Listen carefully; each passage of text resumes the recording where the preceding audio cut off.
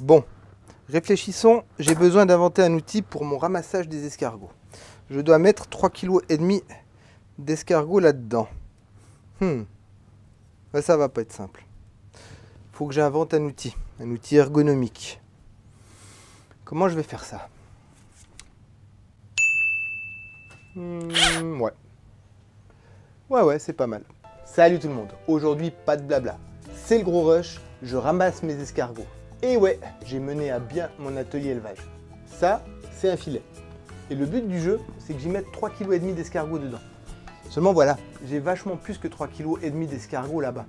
Donc, il faut que j'invente un système qui pèse à peu près le poids des escargots. Ça, c'est un tube PVC de 100 de diamètre. Et il fait 90 cm. Et ce qu'il y a de bien avec 90 cm, c'est que quand il est rempli à ras-bord d'escargots, ça fait 3,5 kg.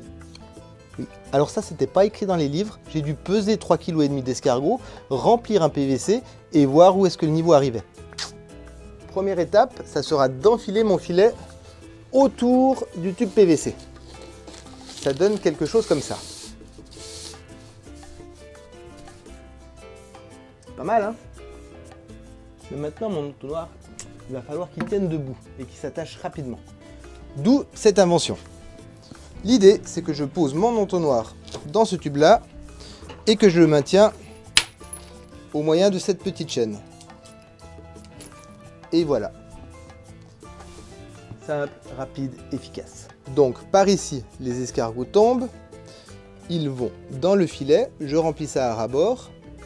Et à noter qu'au pied du socle que j'ai construit, j'y ai rajouté de la ouate, histoire d'amortir un petit peu la chute.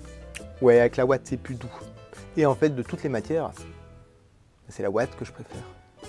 Je sais pas si vous vous rappelez de mes clés. On en avait parlé dans ma vidéo de l'invention géniale du plus grand héliciculteur de tous les temps. Les nouvelles, elles sont remplies d'escargots. Alors quand je vais porter mes clés, il faudra que je puisse les déposer à un endroit où elles sont stables. D'où l'invention de ce petit crochet.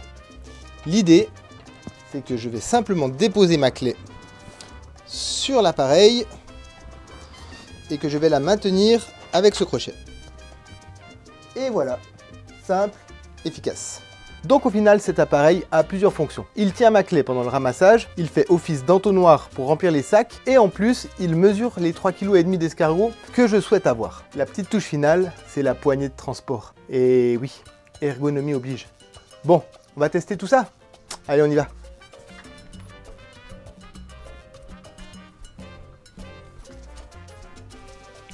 Comme prévu, je ramasse ma clé.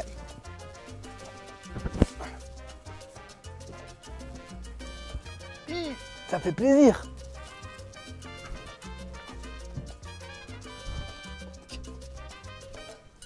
Et voilà, ce système, comme je vous l'ai dit à l'atelier, me tient ma clé pendant que je fais simplement mon ramassage.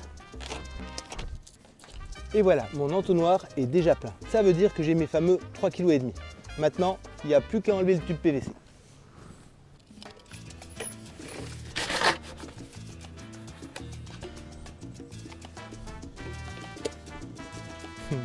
C'est sympa, non? Ce que je vais faire maintenant avec ces 3,5 kg, c'est que je vais faire un nœud coulant de cette manière-là. Comme ça, avec cette boucle, je mettrai un mousqueton sur mon séchoir et un deuxième avec la boucle que j'avais fait tout à l'heure. Et c'est de cette manière qu'ils sécheront. Alors, comme vous pouvez le constater, on vient de finir de vider les clés d'une mangeoire entière. Maintenant, on va récupérer les escargots de la mangeoire. Pour ce faire, je vais détacher la mangeoire et simplement, je vais la tourner à l'envers. Il n'y aura plus qu'à ramasser les escargots.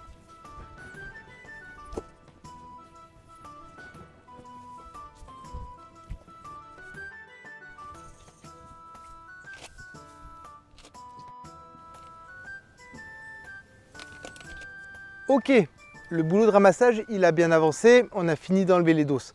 Maintenant, il nous reste plein d'escargots à ramasser dans l'herbe.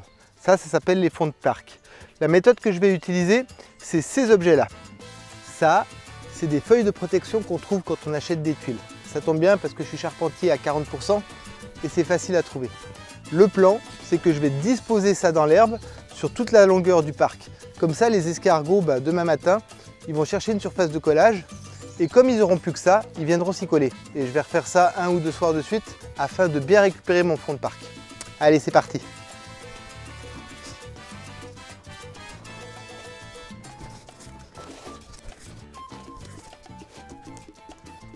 Et pour optimiser la méthode, ce soir quand je vais nourrir mes compléments alimentaires, mes farines, je vais les mettre sur les plaques. Comme ça, ça va les attirer. Ouais, ça va le faire.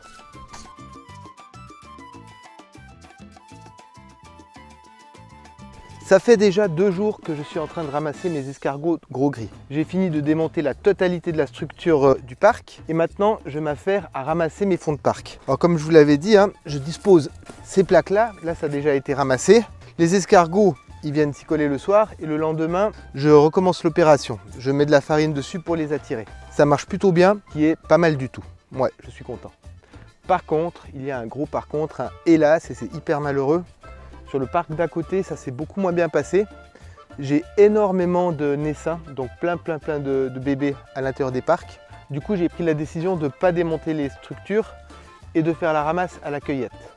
Donc oui, ça prend énormément de temps, mais l'avantage c'est que les escargots petits gris, ils ont la capacité de passer l'hiver, d'hiberner. Donc je les laisse, ils vont continuer de grandir et puis ça sera une production pour la saison prochaine. Comme vous pouvez le constater, il y a énormément de naissins. Tous ces bébés, je ne vais pas pouvoir les emmener en laboratoire, ils sont beaucoup trop petits pour être transformés. Alors ce que je vais devoir faire, c'est trier la totalité du parc, remettre les petits dans le parc en espérant qu'ils réussissent leur hibernation pour les transformer l'année prochaine. Je vais perdre énormément de temps sur cette opération. Bon, clairement, ici cet échec, c'est parce que je les ai introduits dans le parc trop tard. Ce que j'ai fait ensuite, c'est que j'ai attendu le plus longtemps possible pour qu'ils grandissent malgré tout. Mais seulement voilà, il y a eu la saison de la reproduction qui est arrivée et j'ai loupé la phase de ramassage. Du coup, je me retrouve avec énormément de bébés. La pilule de cet échec, pour moi, c'est un petit peu amer. Parce que j'ai pas commis d'erreur, c'est au niveau administratif que ça a bugué. Il faut savoir que j'ai reçu mon attestation d'affiliation agricole avec plus de 6 mois de retard. Et du coup, tant qu'on n'a pas cette attestation d'affiliation, je ne peux pas mandater un contrôleur de EcoCert pour qu'il puisse regarder l'état bio des lieux. Ok les gars, alors je ne sais pas si vous me voyez, mais en tout cas comme je vous le disais, on est dans un endroit qui est nettement moins ergonomique. Moi je suis à 4 pattes couché par terre, heureusement vous êtes mieux installé que moi. Et la mission que j'ai, c'est de ramasser uniquement les gros. Et je vais laisser les petits. Alors je le fais de cette manière. Alors ouais, ça va être carrément plus long, mais bon, c'est comme ça. Hop, je me couche dessous, je ramasse mes escargots, et quand j'ai fini de nettoyer un coin, je me déplace. Vous ne me voyez plus, mais vous pouvez m'entendre. Je remets la dose,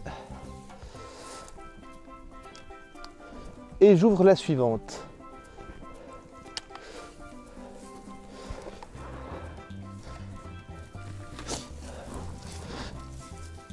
Me revoilà et je continue à ramasser. Les escargots petits gris, c'est connu, ils sont beaucoup plus capricieux que les gros gris. Plus dur de les mener à maturité. Seulement, ils ont un avantage sur les gros gris, c'est que eux, comme ils sont indigènes, ils peuvent très facilement passer l'hiver à l'intérieur des parcs. Ils vont simplement se mettre en hibernation à l'état naturel et comme ça, je leur laisse les 4 derniers mois qui leur manquent pour grandir. Je vais continuer le nourrissement. Et puis ça sera une très belle récolte, mais pour plus tard. Là, j'ai dû faire une petite pause parce que je me suis rendu compte que la technique de la cueillette, de ramasser de cette façon, je faisais de la mortalité par écrasement. Et puis mener à bien un atelier élevage pour finir par les écraser, je trouve ça un petit peu stupide. Du coup, je me suis arrêté, j'ai pris le temps de fabriquer ces 2 planches. Voilà, c'est des planches avec 2 tasseaux de chaque côté. Et puis j'évolue de cette façon sur mon parc à escargots. Alors bon, l'ergonomie, c'est clair qu'elle n'est pas au rendez-vous, mais au moins, de cette façon, je limite considérablement l'écrasement. C'est une bonne chose de fait.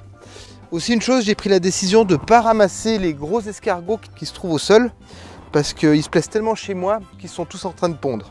Je vais vous montrer à quoi ça ressemble à un escargot qui pond. Je ne sais pas si vous pouvez voir, mais il y a plein d'escargots à moitié enterrés, et ceux-ci, ils sont en train de pondre.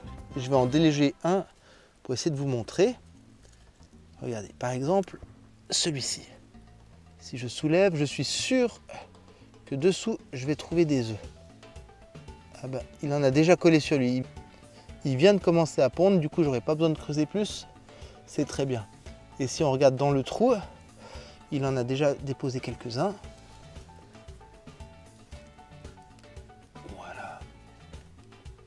Voilà pourquoi je ramasse pas ceux qui sont à terre. Alors, j'espère que je ne l'ai pas trop dérangé. Je le remets en place. Je dois trier tout ça. Ouais, il y a du boulot. Voilà. D'ailleurs, mes paquets de 3,5 kg, chez les petits gris, eh ben, ils montent à 4 kg. Forcément, ils sont plus petits, donc c'est un peu plus dense. Bon, il ne faut jamais remettre les choses au lendemain. Du coup, j'ai l'honneur et le privilège de vous présenter la version 2.0 de mon appareil. On est exactement sur le même style d'appareil qu'avant. Toujours le crochet pour tenir. La différence, c'est que maintenant, on est passé sur un tube qui fait plus que 33 cm avec un diamètre de 150. Du coup, pour renverser, c'est beaucoup plus simple. Voilà, petite modification. Rien de bien incroyable. Et pour décrocher, c'est toujours la même chose. Cool! Je vous remercie de m'avoir accompagné lors de ce ramassage. C'est quand même plus chouette quand on est plusieurs. Maintenant, je vais vous laisser sur ces images de ma récolte en train de sécher. Et la prochaine fois qu'on se revoit, ça sera dans le laboratoire pour la transformation. Ça va être cool. En attendant, continuez de parler d'escargots.